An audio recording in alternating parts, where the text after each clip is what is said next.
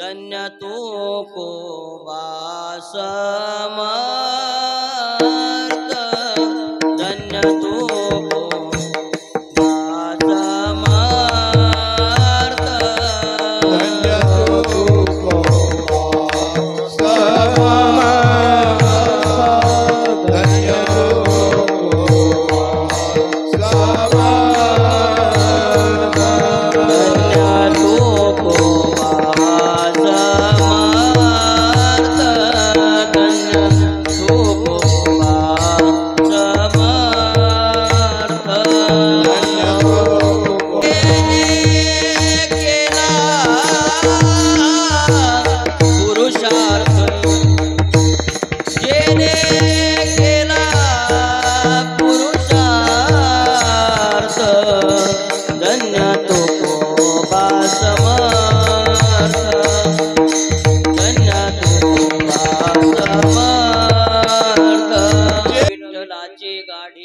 काळ पाया पडी करती घोष जय जयकार जळती दोषाचे डोंगर. प्रस्तुत प्राप्त प्रसंगी प्राप्त स्थळी संप्राप्त कीर्तन रूपी सेवेसाठी निवडलेला अभंग देहूचे सुप्रसिद्ध साधू वैराग्याचे मूर्तिमंत पुतळे नवे नवे या वारकरी संप्रदाय रूपी इमारतीच्या कलशस्थानी शोभायमान असणारे विराजमान असणारे जगद्गुरु श्री संत तुकाराम महाराज यांचा अत्यंत महत्वाचा अत्यंत प्रसिद्ध असा अभंग सेवेकरता निवडलेला. या अभंगातून जगद्गुरु तुकोबाराय ज्यांनी काळावर विजय मिळवला अशा गाढे वीरांचं वर्णन करतात. विठ्ठल विठ्ठल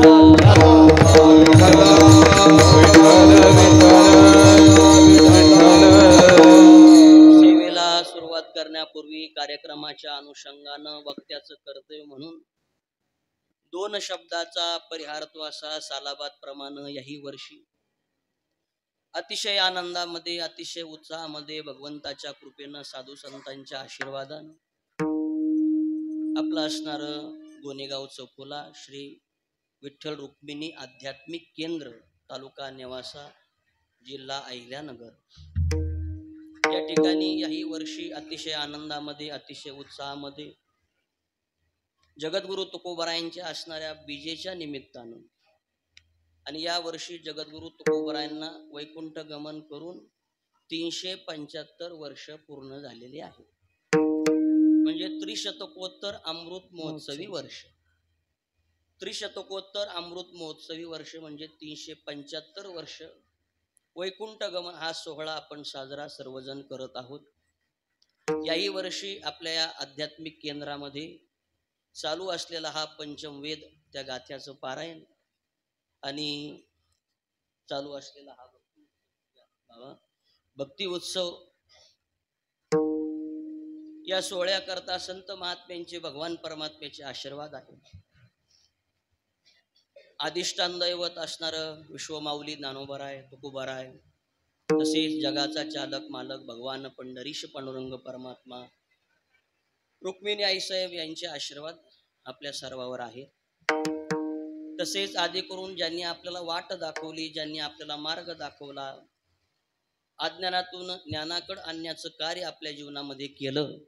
ज्ञानोबारायांच्या भाषेत ते चालते ज्ञानाचे बिंब तयाचे अवयवते सुखाचे कुंभ येर माणूस पण भांब लौकिक भागू किंवा येथ वडील जे जे करती तया नाम धर्म ठेविती त्याची येर अनुष्ठिती सामान्य सकळ किंवा मार्गाधारे वर्तावे विश्व हे मोहरे लावावे अलौकिक नोहावे लोकाप्रती किंवा मार्गी अंधा सरिसा पुढे देख नाही चाले जैसा आज्ञाना प्रगटावा धर्मो तैसा आचरोनी. या न्यायानं ज्यांनी आपल्याला वाट दाखवली ज्यांनी आपल्याला मार्ग दाखवलेला आहे असे सर्व आपलं आदरस्थान श्रद्धास्थान परमपूजनीय आदरणीय वैकुंठवासी ब्रह्मलीन रामकृष्ण महाराज काळे गुरुजी गुरुजींचा आशीर्वाद आपल्या सर्वावर आहे. गुरुजींच्या जीवनाबद्दल जर बोलायचं झालं तर ज्ञानोबा सांगतात, अथवा संभ्रमाचे आयती स्नेहो जैसाये व्यक्ती का दर्शनाचे प्रशस्ती पुण्यपुरुष. संत महात्म्यांचं जीवन वर्णन करत असताना ज्ञानोबा सांगतात की ज्यांच्या दर्शनानं आपल्याला सुद्धा पुण्याची प्राप्ती होते ते असणारे गुरुवर्य रामकृष्ण महाराज काळे गुरुजी. तसेच विपाये जरी आठविला चित्ता तरी दे आपुली योग्यता हे असो प्रशंसिता लाभाती. सहज जरी या विठ्ठल विठ्ठल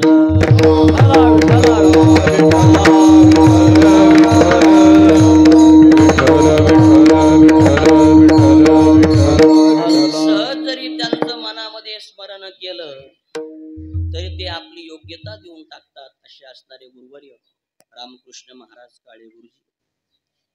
या अनुषंगाने ज्ञानोबराय बोलतात की जयाचे नाव तीर्थ राहू दर्शनी प्रशस्तीशी ठाऊ जयाचे निसंगे ब्रह्म भाऊ भ्रांता सही. भ्रांत पुरुषाला सुद्धा आत्मस्वरूप प्राप्त करून देणारे ती संत आणि ते म्हणजे आपल्या सर्वांचं आदरस्थान गुरुवर्य रामकृष्ण महाराज काळे गुरुजी. अशा अनेक अनुषंगानं ज्ञानोबराय सांगतात, आघविया जगा एक सेव्य जैसे उदक तैसे तयाते तिन्ही लोक आकांक्षिती.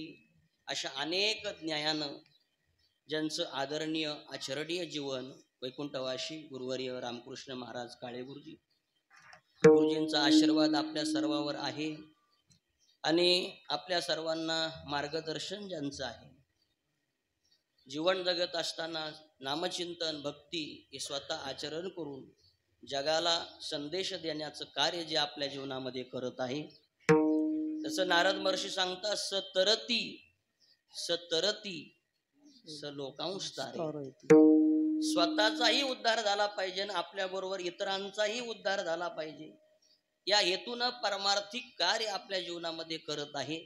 आणि जेव्हा जेव्हा ज्ञानेश्वरी मी वाचतो तेव्हा मला एकच ओवी त्यांच्या संदर्भात आठवते. आपल्या सर्वांचे मार्गदर्शक गुरुवर्य भगवानजी बाबा जंगले शास्त्रीजी. बाबांच्या बद्दल बहु एकांतावरी प्रीती जया जनपदाची खंती जान मनुष्याकारे मूर्ती ज्ञानाची तू. त्यांना यात आवडणार नाही, नंतर ते मला बोलतील, पण हे सगळं मी बोलणे सहन करून मी आता बोलणार. बहु एकांतावरी प्रीती जया जनपदाची खंती जान मनुष्याकारे मूर्ती ज्ञानाची तू. नवे नवे आणखी ओवी मला आठवते की तो कर्म करी सकळे परी कर्मबंधा नातळे जैसे न सिंपी जळे जळे पद्मपत्र. या न्यायानं काही आश्रमाची जबाबदारी स्वीकारत असताना कधी जर तीर्थयात्रेला जाण्याचा प्रसंग आला, कुठं जरी आपल्याला साधना करण्याचा प्रसंग आला की लगेच क्षणामध्ये असा सगळ्यांचा त्याग आणि साधना करण्याकरता काळ सारावा चिंतने. म्हणून बहु एकांतावरी प्रीती जया जनपदाची खंती जान मनुष्याकारे मूर्ती ज्ञानाची तो कर्म करी सकळे परी कर्म बंधा नातळे जैसे न सिंपी जळे जळे पद्मपत्र.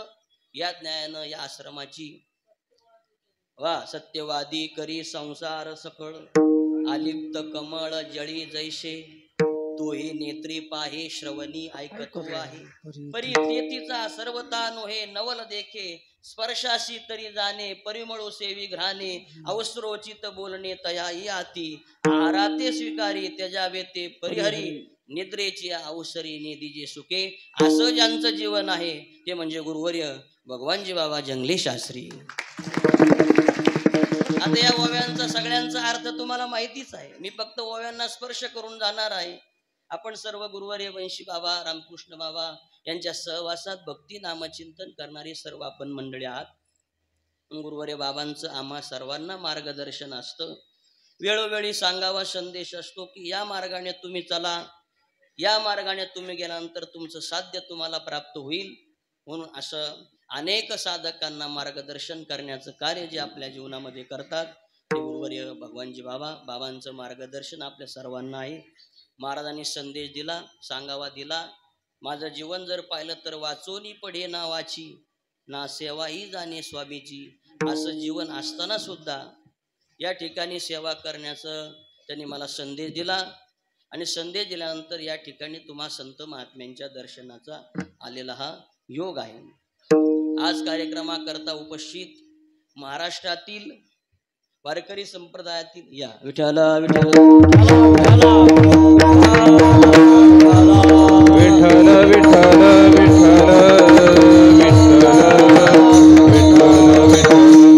महाराष्ट्रातील वारकरी संप्रदायातील ज्येष्ठ श्रेष्ठ अध्वर्यू कीर्तनकार प्रवचनकार गुणीजन गायक वादक भागवत धर्माची पताका खांद्यावर घेऊन अविरत निष्ठेनं श्रद्धेनं विश्वासानं कार्य करणारी सर्व मंडळी, ज्यांच्या चरणावर आदराने मस्तक ठेवावा अशी ज्ञानवृद्ध वयोवृद्ध तपोवृद्ध सर्व मंडळी या ठिकाणी उपस्थित आहेत. त्यामध्ये गुरुवर्य महाराष्ट्रामध्ये ज्यांचं मोठं योगदान आहे परमार्थिक कार्याकरता, पण ज्यांचे आपल्या सर्वांना आशीर्वाद आहे, श्री गुरुवर्य मारुती बाबा. बाबा नेहमी सांगत असतात, महाराष्ट्रात प्रसिद्ध होण्यापेक्षा महाराष्ट्रात सिद्ध व्हावं. महाराष्ट्रात प्रसिद्ध होण्यापेक्षा सिद्ध होण्याचं कार्य आपल्या जीवनामध्ये आपण करावं. असणारे परमपूजनीय गुरुवर्य भगवानजी बाबा या ठिकाणी उपस्थित आहेत. तसेच आदरणीय हरिभक्तीपरायण आज उपस्थित असणारे आदरणीय गुरुवर्य दादाजी महाराज वायसळ महाराज या ठिकाणी उपस्थित आहेत. आदरणीय हरिभक्तीपरायण गुरुवर्य बाळकृष्णजी महाराज दिघे बाबाही या ठिकाणी आज उपस्थित झालेले आहेत. तसेच आदरणीय हरिभक्तीपरायण आमचे संतोष महाराज चौधरी महाराजही या ठिकाणी उपस्थित आहे. तसेच नर्मदा परिक्रमा ज्यांनी केलेली आहे आदरणीय असलेले चांगदेवजी बाबा काळे बाबाही या ठिकाणी उपस्थित आहेत. त्यांच्या समवेत ज्यांनी नर्मदा परिक्रमा केली आदरणीय गैनाथजी महाराज आढाव बाबाही या ठिकाणी उपस्थित आहेत.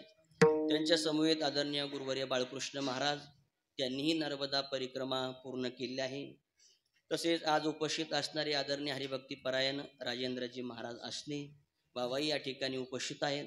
आदरणीय हरिभक्तीपरायण गुरुवर्य राजारामजी बाबाही या ठिकाणी उपस्थित आहेत.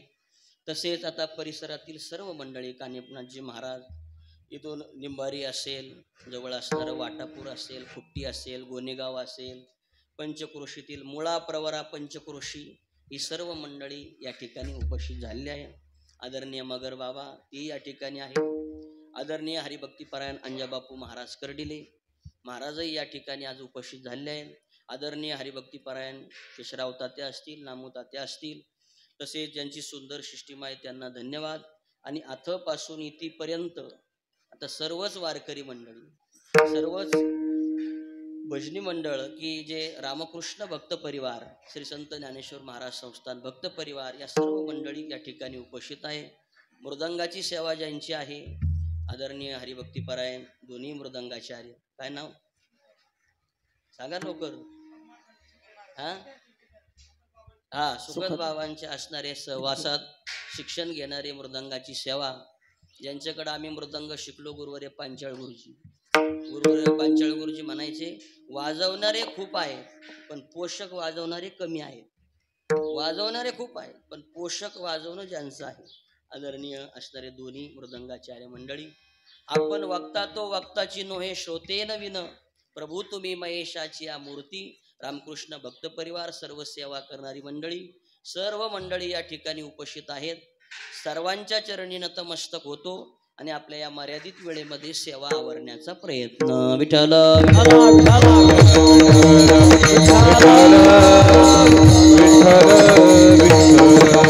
अभंग जगद्गुरु तुकोबारायांचा आहे. अभंग 4 चरणाचा. या अभंगातून जगद्गुरु तुकोबाराय ज्यांनी काळावर विजय मिळवला अशा गाढे वीरांचं वर्णन जगद्गुरु तुकोबाराय या अभंगातून तुमच्या आमच्या समोर प्रतिपादन करतात. आपण या मृत्यूलोकाचं निरीक्षण केलं तर निरीक्षणाअंती आपली गोष्ट लक्षात येईल की जीवन जगत असताना ज्या भूमीवर आपण वास्तव्य करत आहोत ही भूमी सामान्य नाही. या भूमीचं वर्णन करत असताना अभंगाच्या भाषेत ही भूमी शूरांची आणि वीरांची भूमी आहे. विठ्ठल विठ्ठल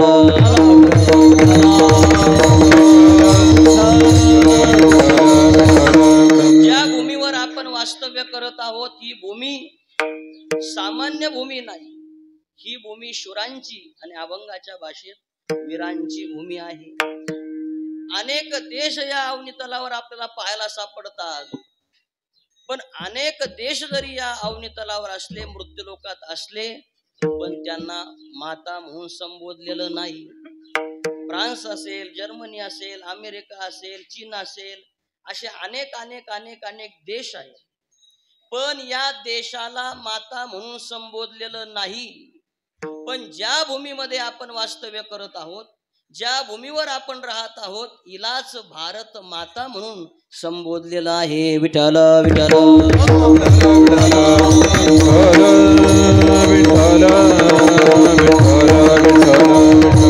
आणि माता जननी माय हे कोणालाही संबोधता येत नाही.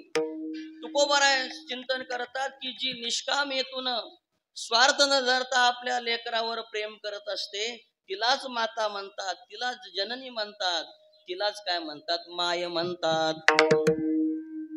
आईसी कळवळ्याची जाती करी लाभाविन प्रीती. लाभ न धरता, स्वार्थ न धरता, निष्काम हेतून प्रेम करणारी एक ती आई असते आणि तिला काय म्हणतात, माता म्हणतात. ज्या भूमीवर आपण वास्तव्य करत आहोत, या भूमीला सुद्धा माता म्हणून संबोधलेलं आहे. का आपल्या जीवरूपी लेकरावर निष्काम हेतून ती काय करत असते, प्रेम करत असते. विठ्ठल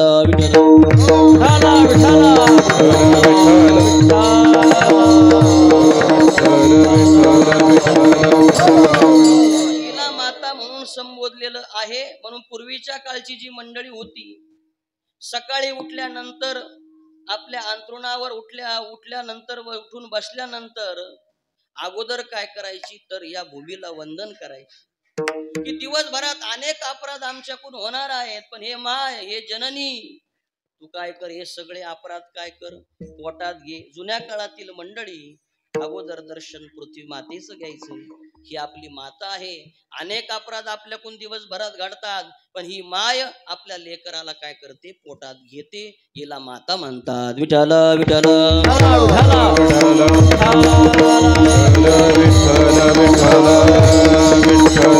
हिला माता म्हणतात. आणि ही भूमी सामान्य नाही, तर ही भूमी शुरांची आणि अभंगाच्या भाषेत वीरांची भूमी आहे.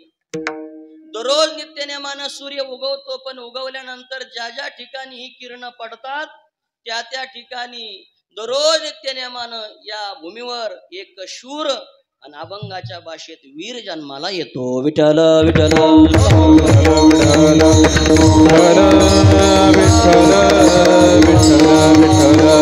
या लोकांचा विचार जर केला तर अनेक क्षेत्र आहेत आणि अनेक प्रांत आहेत. या अनेक क्षेत्रामध्ये, अनेक प्रांतामध्ये वीर जन्माला आलेले आहेत. पहिलं क्षेत्र, पहिलं प्रांत, कर्म या प्रांताचा विचार करा, कर्म या क्षेत्राचा विचार करा. कर्म या प्रांतामध्ये वीर जन्माला आले, त्यांना कर्मवीर म्हणतात. दुसरा प्रांत आहे धर्म हा प्रांत आहे. धर्म या प्रांतामध्ये वीर जन्माला आले, त्यांना धर्मवीर म्हणतात. तिसरा प्रांत आहे दान हा प्रांत आहे. दान या प्रांतामध्ये वीर जन्माला आले, त्यांना दानवीर म्हणतात. चौथा प्रांत आहे स्वातंत्र्य हा प्रांत आहे. स्वातंत्र्य या प्रांतामध्ये वीर जन्माला आले, त्यांना स्वातंत्र्यवीर म्हणतात. पाचवा प्रांत आहे रण हा प्रांत आहे. रण या प्रांतामध्ये वीर जन्माला आले, त्यांना रणवीर म्हणतात. सहावा प्रांत आहे क्रांती हा प्रांत आहे. क्रांती या प्रांतामध्ये वीर जन्माला आले, त्यांना क्रांतीवीर म्हणतात. आणि सातवा प्रांत पारमार्थिक प्रांत, ज्यांनी काळावर विजय मिळवला, त्यांना गाडेवीर म्हणतात. विठ्ठल विठ्ठल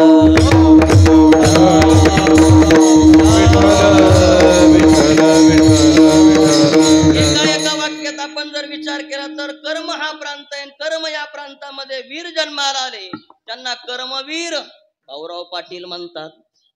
दुसरा प्रांत आहे धर्म हा प्रांत आहे. धर्म या प्रांतामध्ये वीर जन्माला आले, त्यांना धर्मवीर संभाजी महाराज म्हणतात.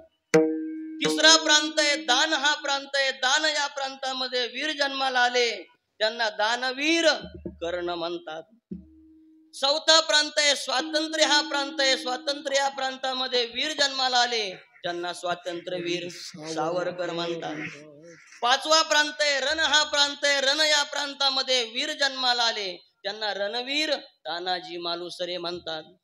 सहावा प्रांत आहे क्रांती, हा प्रांत आहे क्रांती. या प्रांतामध्ये वीर जन्माला आले, त्यांना क्रांतीवीर नाना पाटील म्हणतात. आणि सातवा प्रांत परमार्थिक प्रांत, ज्यांनी काळावर विजय मिळवला ते म्हणजे परमार्थिक प्रांतामध्ये विचार केला तर ज्यांचा 375वा वैकुंठ गमन सोहळा चालू आहे ते म्हणजे जगद्गुरु श्री तुकोबाराय. विठ्ठल विठ्ठल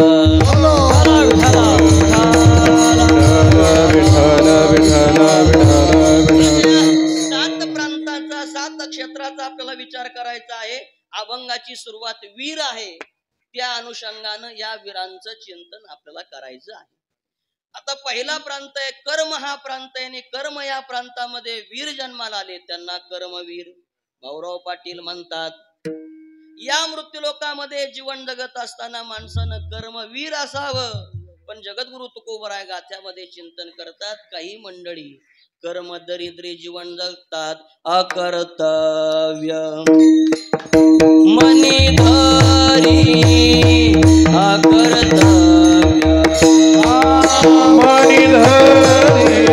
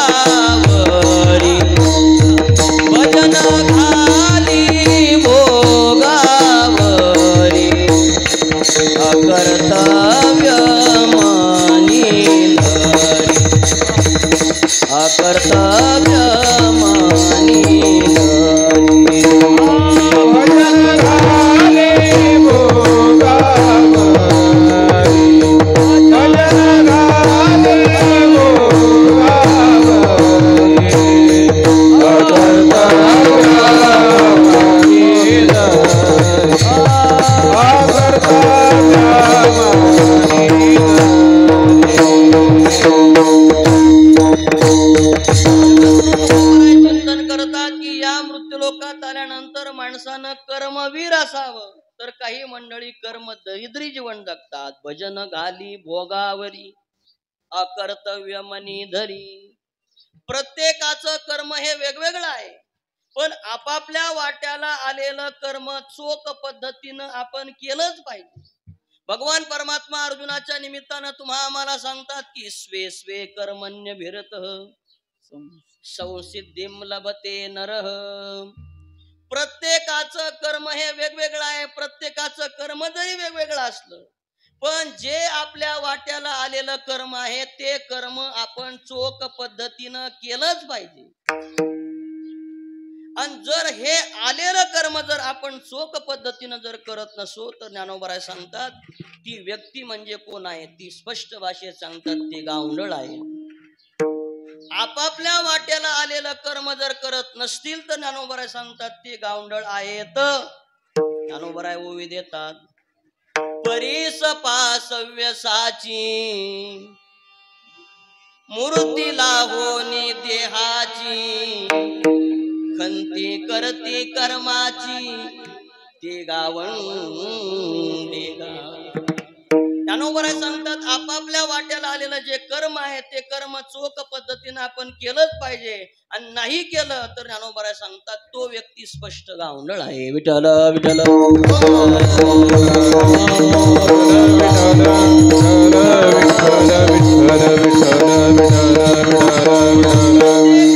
आपापल्या वाट्याला आलेलं कर्म चोख पद्धतीनं तुकोबाराय सांगतात केलंच पाहिजे.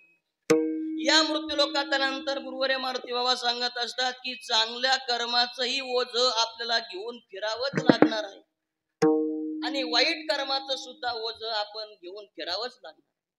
विहित कर्माचं ओझ सुद्धा आपल्याला घेऊन फिरावं लागणार आहे आणि निषिद्ध कर्माचं ओझ सुद्धा आपल्याला घेऊन फिरावं लागणार आहे.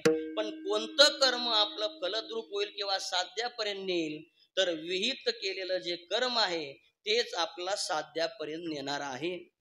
मग कर्म असं आहे, कर्म कोणालाही चुकत नाही. आपण दररोज नित्यनेमान ऐकतो, कर्मे दशरथे वियोगे मेला, कर्मे श्रीराम वनवासा गेला, कर्मे रावण क्षय पावला, वियोग घडला सीता देवी.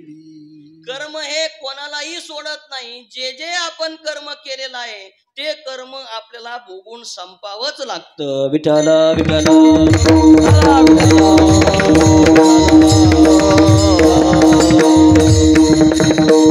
चांगलं कर्म केलं तर सुखाला कारणीभूत आहे आणि वाईट कर्म केलं तर आपलं दुःखाला कारणीभूत आहे. ज्ञानोबा दृष्टांत देतात. पूर्वीचा काल दोन मित्र बरोबर त्यांचं शिक्षण झालं. शिक्षण झाल्यानंतर लग्न त्यांचं बरोबर झालं तर सुख दुःखाचे प्रसंग बरोबर. मला सांगायचंय चांगलं कर्म आणि वाईट कर्म, विहित कर्म आणि निषिद्ध कर्म असे बरेच दिवस गेल्यानंतर दुष्काळ पडला. दुष्काळ पडल्यानंतर दोघही गावात आले आणि गावात आल्यानंतर त्यांनी विचार केला की आपण सुख दुःख काय करतोय. दररोज नित्यनेमानं आपण एकत्र येतोय. सुख दुःखाचे आघात आपल्या जीवनावर जे होतात ते दोघं आपण मिळून काय करतोय, सहन करतोय. पण दुष्काळ पडलेला आहे. दुष्काळ पडल्यानंतर जीवन जगत असताना गावामध्ये काही कामाची सुविधा नाही. मग आपल्याला उदरनिर्वाहार्थ काहीतरी करावं लागेल. अनेक गावात दुष्काळ पडलेला आहे.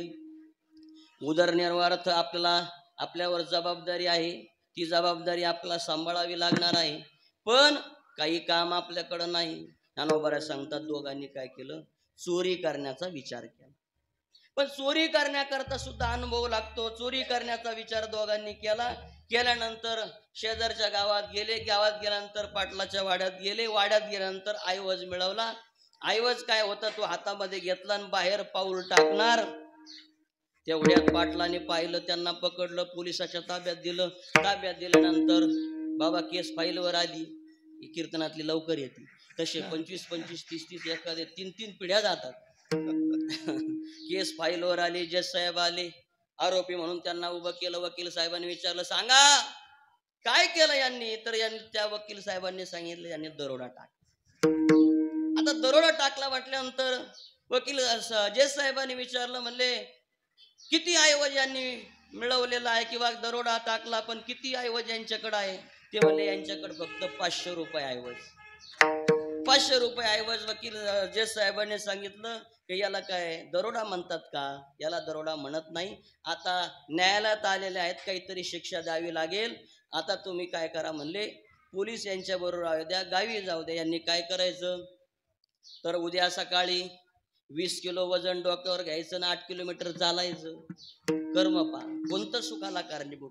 20 किलो वजन डोक्यावर घ्यायचं आणि पायी पायी 8 किलोमीटर चालायचं. ही शिक्षा. 2 पोलीस त्यांच्या बरोबर गावी आले. ते ग्रामपंचायत कार्यालयामध्ये थांबले. त्या दोघांना सांगितलं जा आणि सकाळी 7 वाजता बरोबर काय करा तर 20 किलो वजन डोक्यावर घेऊन या. आता एक जण घरी निघाला, दुसरा घरी निघाला.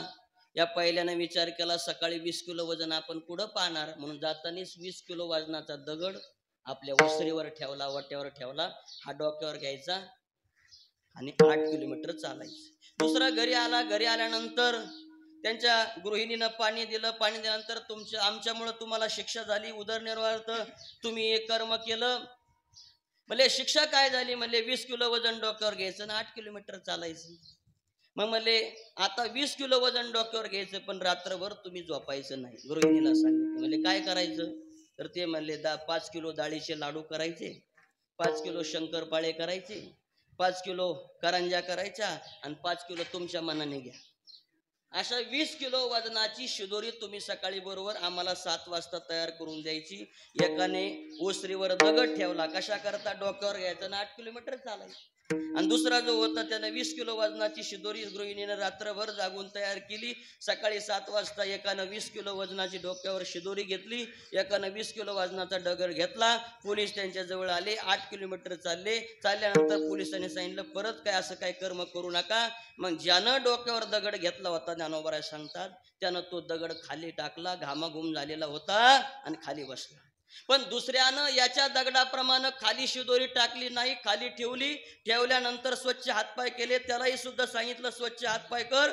त्यानं शिदोरी आपली सोडली आणि सोडल्यानंतर दोघही आता काय राहिले ज्ञानोबा सांगतात दोघांनी सेवन करण्यास सुरुवात केली. दृष्टांत संपला. ज्ञानोबा सांगतात 8 किलो वजनाचं 8 किलो वजन दगड हे सुद्धा डोक्यावरच आहे आणि 10-20 किलो वजनाची शिदोरही डोक्यावर आहे आणि 20 किलो वजनाचा दगडही डोक्यावर आहे. पण खरं सांगा, तिथं गेल्यानंतर कोणतं कर्म आपल्याला जीवन जगत असताना कोणतं कर्म आपल्याला चांगल्या पद्धतीनं त्यानं आपल्याला काय केलं, चांगल्या पद्धतीनं या मृत्यूलोकामध्ये जीवन जगत असताना त्याप्रमाणे ज्ञानोबा सांगतात, चांगलं कर्माचंही ओझ आहे आणि वाईट कर्माचं सुद्धा ओझ आहे.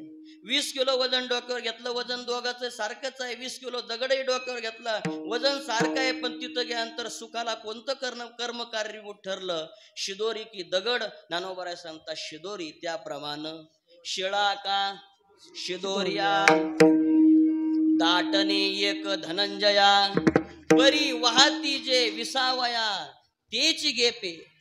कर्मा संदर्भानं बोलत असताना ज्ञानोबा सांगतात, चांगल्या कर्माचंही ओझ आहे आणि वाईट कर्माचं सुद्धा ओझ आहे. पण चांगलं कर्म सुखाला कारणीभूत ठरेल आणि वाईट कर्म हे आपला दुःखाला कारणीभूत ठरेल. विठ्ठल विठ्ठल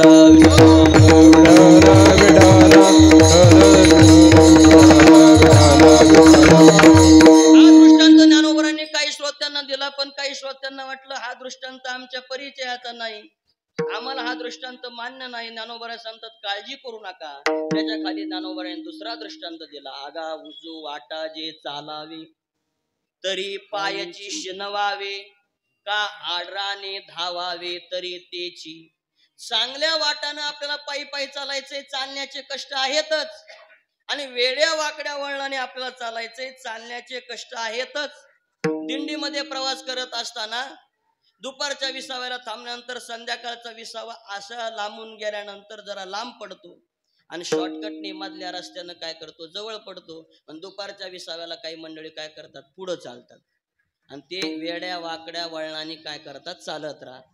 आता ज्ञानोबा सांगतात, वेड्या वाकड्या वळणाने जरी चाललं तर चालण्याचे कष्ट आहेतच आणि चांगल्या राजमार्गाने जरी चाललं तर चालण्याचे कष्ट आहेतच. मग कोणतं चालणं आपला सुखाला कारणीभूत ठरेल? चालण्याचं कर्म दोघंही सारखंच आहे. एक वाईट रस्त्यानं चालणं आणि एक चांगल्या रस्त्याने चालणं, चालण्याचं कर्म सारखंच आहे. पण सुखाला राजमार्गाने जर आपण चाललो तर तेच कर्म सुखाला कारणीभूत ठरेल. आगा उजू वाटा जे चालावे, तरी पायाची शिनवावे, का आडराने धावावे तरी तेची. विठ्ठल विठ्ठल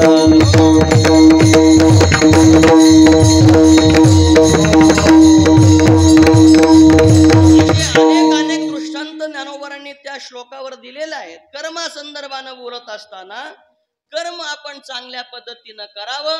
आणि ज्ञानोबा 18व्या अध्याय चिंतन करतात की कर्म जर शिल्लक राहिलं तर आपला दुःख हे प्राप्त होतच. विठ्ठल विठ्ठल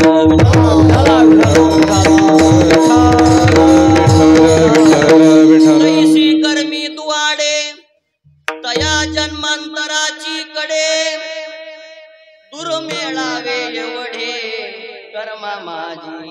ज्ञानोबा सांगतात, तैसी कर्मी दुआडे, तया जन्मांतराची कडे, दुर्मेळावे एवढे कर्मा माझी. म्हणून जीवन जगत असताना कर्म हे आपल्याला करावंच लागतं. आपापल्या वाट्याला कर्म आलेलं ते चोख पद्धतीनं आपण केलंच पाहिजे. कर्म हे सुखालाही कारणीभूत ठरतं आणि कर्म हे दुःखालाही कारणीभूत ठरतं. कर्म या प्रांतामध्ये वीर जन्माला आले त्यांना कर्मवीर म्हणतात. गुरुवारी बाबा सांगत असतात, मारुती बाबा, ज्या त्या क्षेत्रामध्ये माणसानं वीर असावं. पण काही ईर असतात, ईर वेगळे आणि वीर वेगळे. हवं ते करतात त्यांना वीर म्हणतात आणि नको ते करतात त्यांना ईर म्हणतात. विठ्ठल विठ्ठल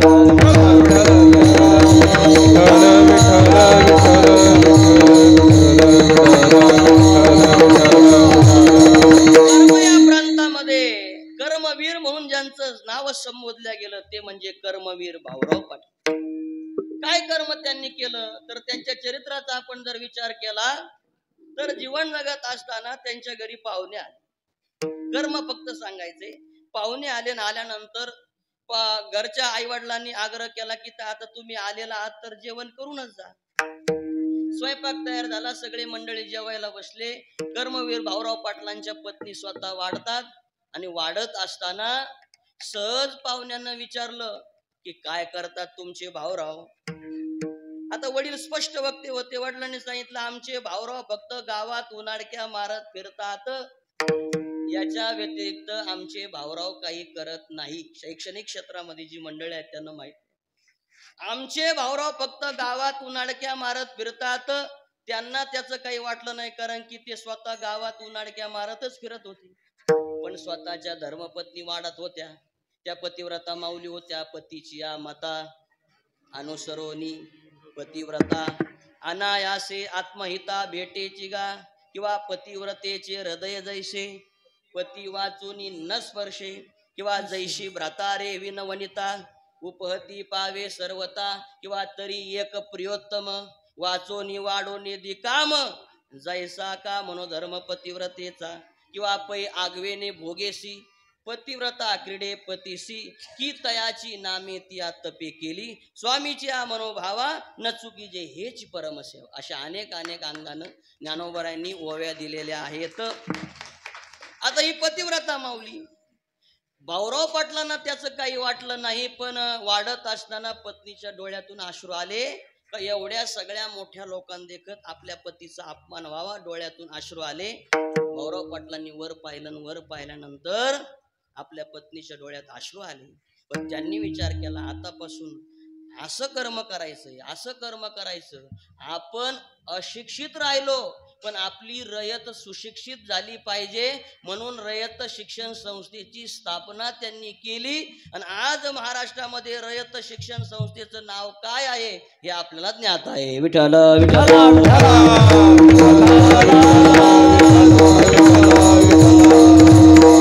कर्म हे केलं, पण पुढं काय कर्म केलं तर कर्म ऐकून ठेवा. त्यांच्याकडे विद्यार्थी होते, त्यांच्या ज्ञानदानाचं कार्य ते करत होते. आणि कार्य करत असताना गरिबी, अनेक सुखदुःखाचे प्रसंग त्यांच्यावर.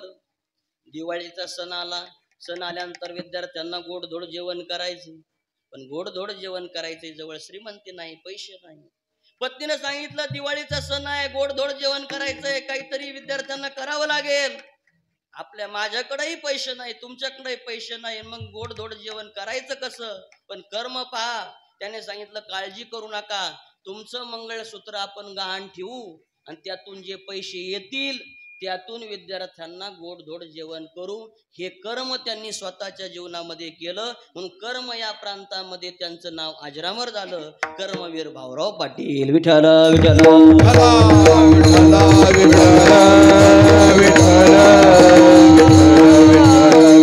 दुसरा प्रांत आहे धर्म, हा प्रांत आहे. आणि धर्म या प्रांतामध्ये वीर जन्माला आली. आपल्या अभंगाची सुरुवात वीर असल्या कारणानं आपण या वीरांचं आपण चिंतन करत आहोत. दुसऱ्या प्रांतामध्ये वीर जन्माला आले. धर्म हा प्रांत आहे आणि धर्म या प्रांतामध्ये वीर जन्माला आले. त्यांचं नाव आपण घेतो, आदरानं घेतो, ते म्हणजे धर्मवीर संभाजी महाराज. आपल्या सर्वांना ज्ञातच आहे. काल परवा ज्यांचा बलिदान दिन आपण साजरा केलेला आहे. बलिदान हुतात्मा दिन 11 मार्च म्हणजे त्यांचं बलिदान दिन आहे. आणि महाराष्ट्रांना आता धर्मवीर संभाजी महाराजांचं सगळं कार्य आता सर्वांना ज्ञातच झालेलं आहे. विठ्ठल विठ्ठल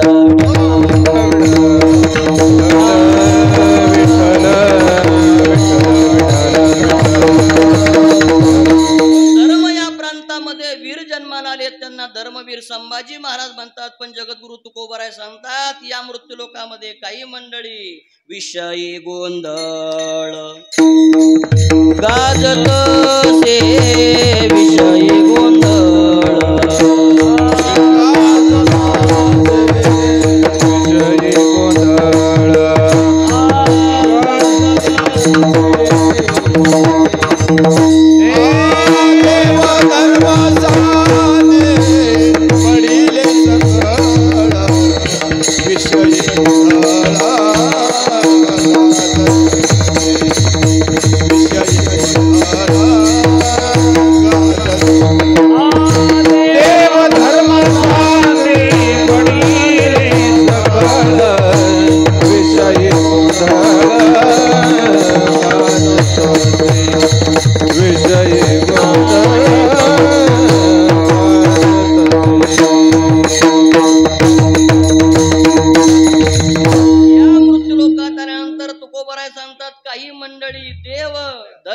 सांदी पडिले सकळ, पण विषयी गोंधळ गाजत से. या मृत्यूलोकात आल्यानंतर धर्माचं पालन आपण केलं पाहिजे. तुकोबारा सांगतात आम्ही स्वतः धर्माचं पालन करतोय, तुम्ही सुद्धा धर्माचं पालन करा. धर्माचे पालन, धर्माचे पालन,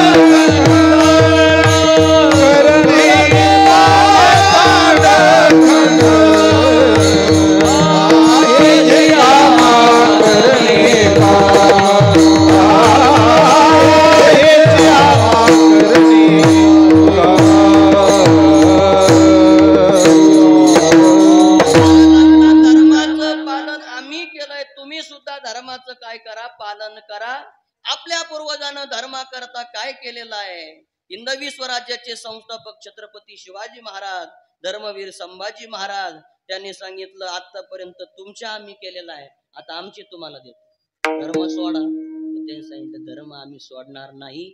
किती जीवनामध्ये आघात झाले हे आपण पाहिलेलं आहे. डोळ्यामध्ये सळाया, जीभ त्यांची बाहेर काढल्या गेली, अनेक त्रास त्यांना दिला गेला, पण त्यांनी सांगितलं आम्ही धर्म सोडू शकत नाही. पण ज्ञानोबराय सांगता रांधवनी रस सोयनिकी करोनिया मोले विकी तैसा भोगासाठी अविवेकी धाडीती धर्म विठ्ठल विठ्ठल. आपण सुद्धा धर्माचं पालन करावं. तुकोबराय सांगतात आम्ही धर्माचं पालन केलंय, तुम्ही धर्माचं पालन करा. पण काही मंडळी म्हणतात की तुम्ही कीर्तनकार आहेत, तुम्ही धर्माचं पालन करा. काही म्हणतात तुम्ही गायक आहेत, तुम्ही धर्माचं पालन करा.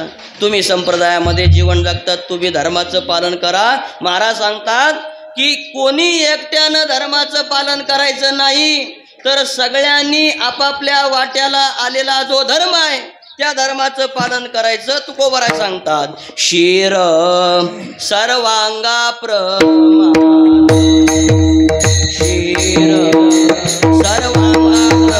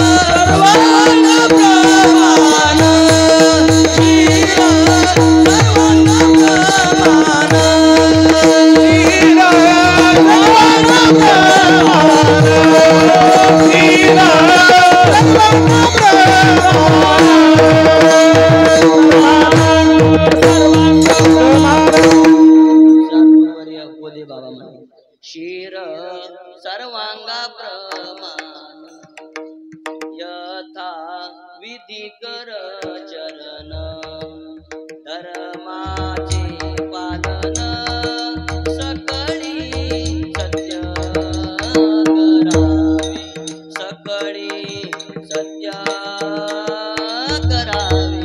शिर सर्वांगा प्रमाण,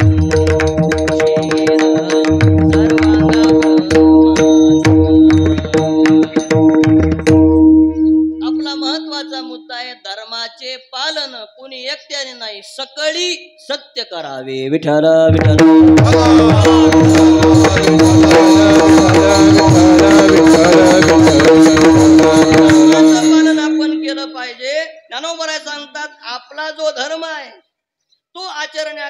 कठीण असेल आणि दुसऱ्याचा चांगला असेल, पण आचरताना आपल्याच धर्माचं आपण आचरण केलं पाहिजे.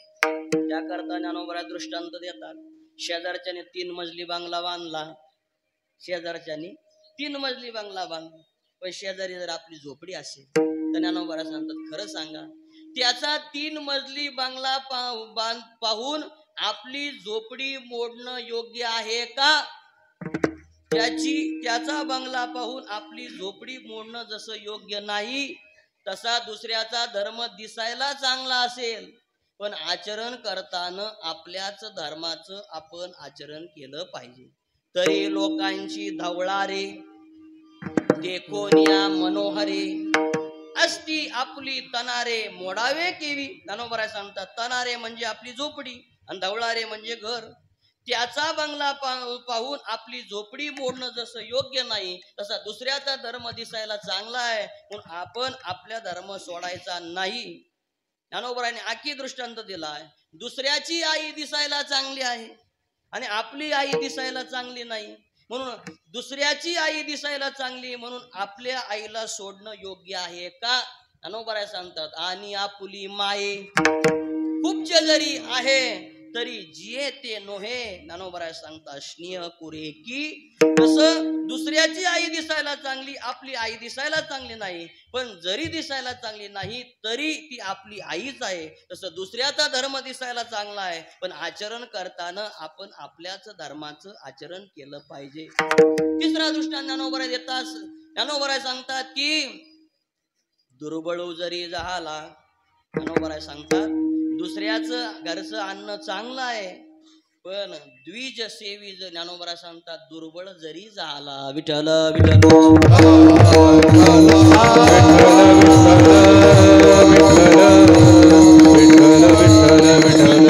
दुसऱ्याचा धर्म दिसायला चांगला आहे, आचरण करताना आपला धर्म आचरायला सुद्धा कठीण आहे, पण आपण आपल्याच धर्माचं आपण काय करायचंय, आचरण आपल्या जीवनामध्ये करायचं आहे. श्रेयान स्वधर्म विगुणः परधर्मा स्वनुष्ठितात स्वधर्मे निधनम श्रेय परधर्मो भयावह. स्वतःच्या धर्मात राहून जर आपण गतप्राण झालो, श्रेय म्हणजे आपल्याला कल्याण प्राप्त होणार आहे, आणि दुसऱ्याचा धर्म स्वीकारून जर आपण गतप्राण झालो तर आपल्या वाट्याला दुःख येणार आहे. म्हणून धर्माचं पालन आपण करावं. विठ्ठल विठ्ठल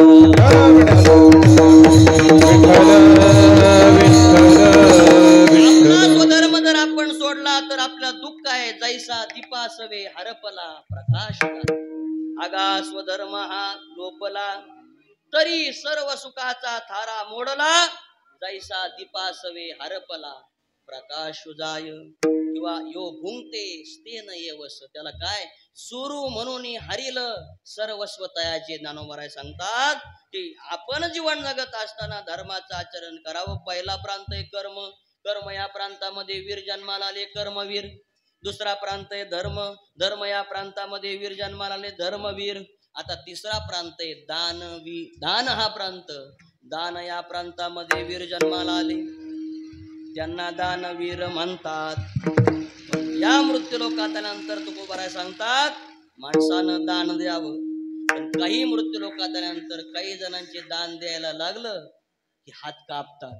दाने कापी हात. तुकोबाराय सांगतात दान काही द्यायला लागलं की माणसाचे काय करतात, हात कापतात. पण या मृत्यू लोकात आल्यानंतर यथाशक्ती आपण काय दिलं पाहिजे, दान दिलं पाहिजे. विठ्ठल विठ्ठल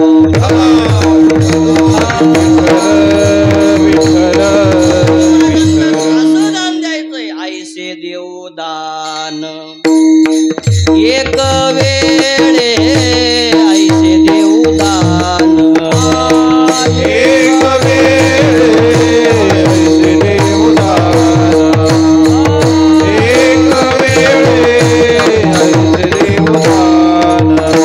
तुका म्हणे होय दारिद्र्य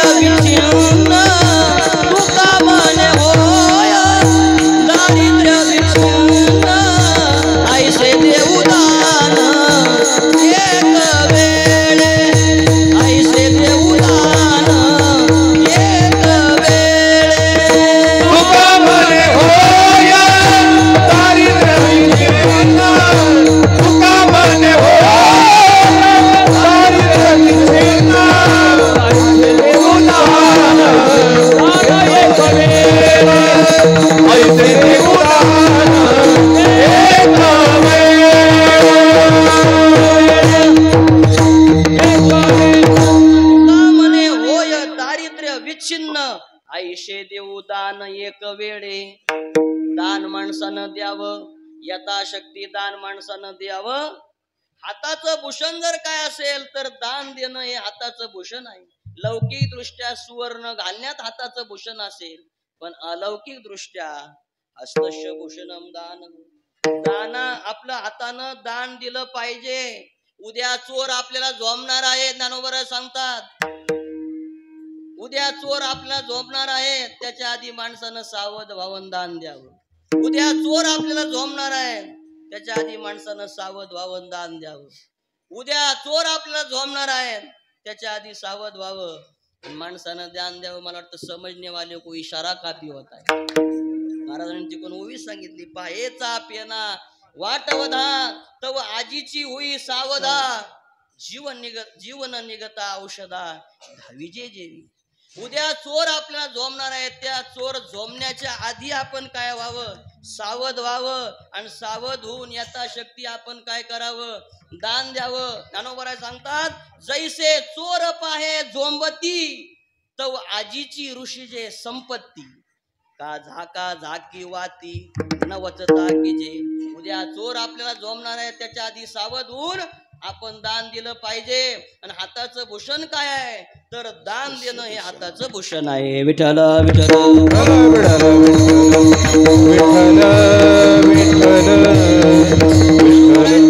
त्यात फार गोड वर्णन करतात. हात होती खुळे,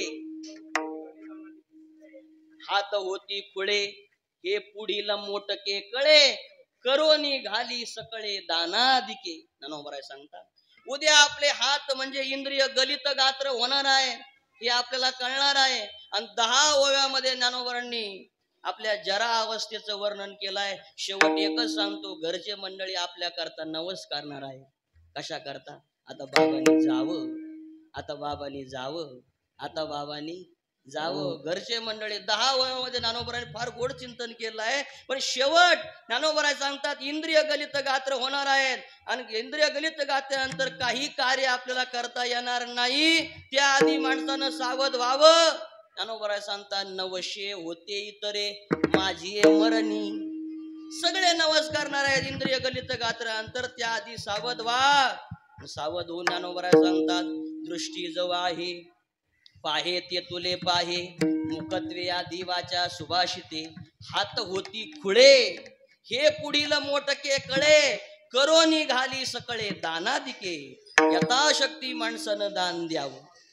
पण भगवान परमात्मा सांगतात, थांबा, दान देऊ नका. ज्ञानोबा सांगतात दान द्या, आणि भगवान परमात्मा सांगतात दान देऊ नका. आमची जरा आट आहे, आमचा जरा नियम आहे, आमचे जरा निकष आहेत. पात्र अपात्र, ज्यांच्याकडे 4 व्हीलर गाडी आहे त्या सगळ्या बहिणी अपात्र, तसे पात्र अपात्र. पात्र अपात्रेचा विचार केलाय. 5 एकरच्या पुढं, हे लवकर समजतं बाबा म्हणून सांगावं लागतं. 5 एकराच्या पुढं ज्यांना जमीन आहे ते सगळे अपात्र. तसं आमच्याकडे नियम आहे, अटी आहे, निकष आहे. आणि वरच्यांचा शब्द आहे बाबा तत्वता. त्यांचा शब्द आहे तत्वता. भगवान परमात्मा सांगतात, थांबा, दान द्यायचंय ना तर काय करा, देशे कालेच पात्रेच तद्दानम सात्विकम श्रुतम. देश चांगला असावा, काल चांगला असावं, पात्र चांगला. आता तुकोबरायांचा वैकुंठ गमन सोहळा चालू आहे. इथं देशही चांगला आहे, पात्रही चांगला आहे, देश का काल सुद्धा चांगला आहे. म्हणून यथाशक्ती माणसानं काय केलं पाहिजे, दान हे दिलं पाहिजे. विठ्ठल विठ्ठल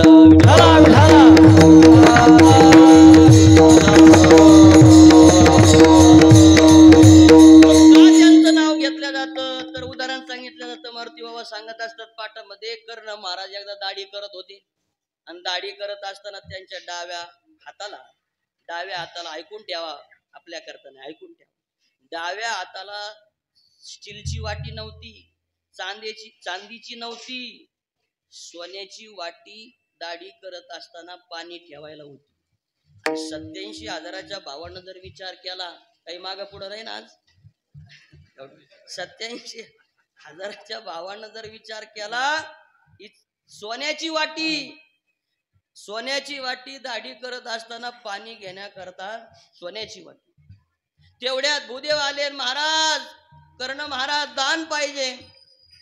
दान पाहिजे म्हटल्यानंतर कानावर आवाज आला आणि आवाज आल्यानंतर भूदेव जवळ आले आणि आल्यानंतर त्यांनी कर्ण महाराजांनी ऐकून ठेवा, कर्ण महाराजांनी डाव्या हातात सोन्याची वाटी घेतली आणि त्या भूदेवाला दान करायला लागले. भूदेवाने सांगितलं, महाराज तुम्हाला माहिती नाही का, डाव्या हातानं दान देऊ नये हे निषिद्ध मानल्या जातं.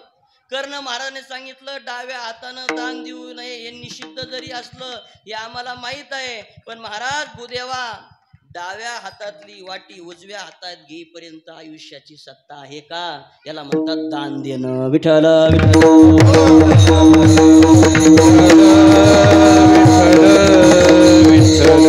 धर्म हा प्रांतवीर जन्माला आले कर्मवीर, धर्म हा प्रांतवीर जन्माला आले धर्मवीर, दान हा प्रांतवीर जन्माला आले दानवीर.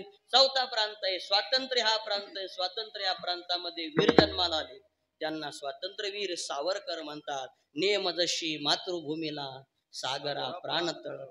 15 ऑगस्ट 1947 रोजी भारत स्वतंत्र झाला. आबालापासून वृद्धापर्यंत हे सगळं वाक्य पाठ आहे. पण या स्वातंत्र्याच्या यज्ञकुंडामध्ये अनेक देशभक्तांनी आपल्या प्राणाची आहुती दिली, तेव्हा ही स्वतंत्रता आपल्याला मिळाली. तुकोबारा सांगतात, भिकेसाठी कोण राज्य देतो,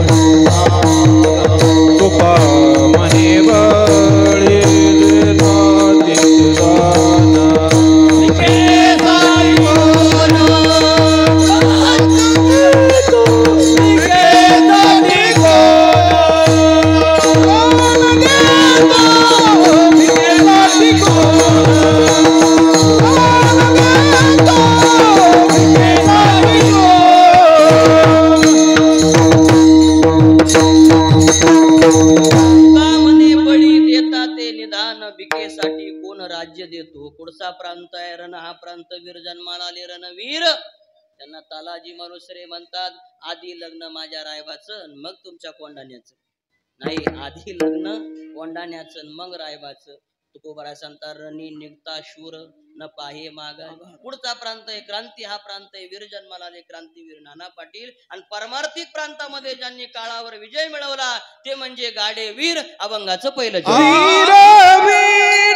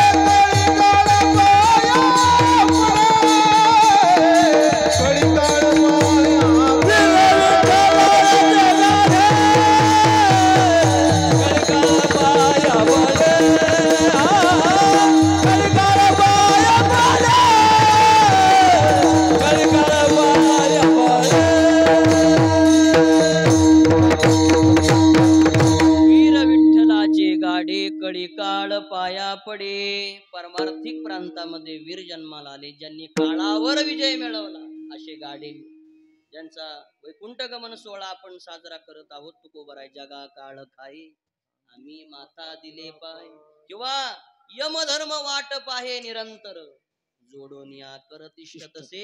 ज्यांनी काळावर विजय मिळवला त्यांना गाडे वीर म्हणतात. आता वीर विठ्ठलाचे गाडे, कळी काळ पाया पडे, असा अनेकसा मुद्दा आहे, पण वेळ माझी संपलेली. आदर्श शिक्षक त्याला म्हणतात जो विद्यार्थी पळून जाण्याच्या आत शाळा सोडून देतो. बरोबर 3:30 ला कीर्तन सुरू झालेलं आहे. आता 5:30 बरोबर 5 मिनिटं कमी आहेत. वीर शब्दाचा आपण विचार केलाय. वीर विठ्ठलाचे गाडी, कळी काळ पाया पडे, करती घोष जय जयकार, जळती दोषाचे डोंगर, दया क्षमा शांती बाना भंग हे हाती. महाराज सांगतात तेच या भूमंडळामध्ये वीर आहेत. अभंगाचं शेवटचं चरण. तुका म्हणे बाळे, तुका म्हणे बाळे, तुका म्हणे बाळे, तुका म्हणे बाळे, तुका म्हणे बाळे, तुका म्हणे बाळे, तुका म्हणे बाळे, तुका म्हणे बाळे, तुका म्हणे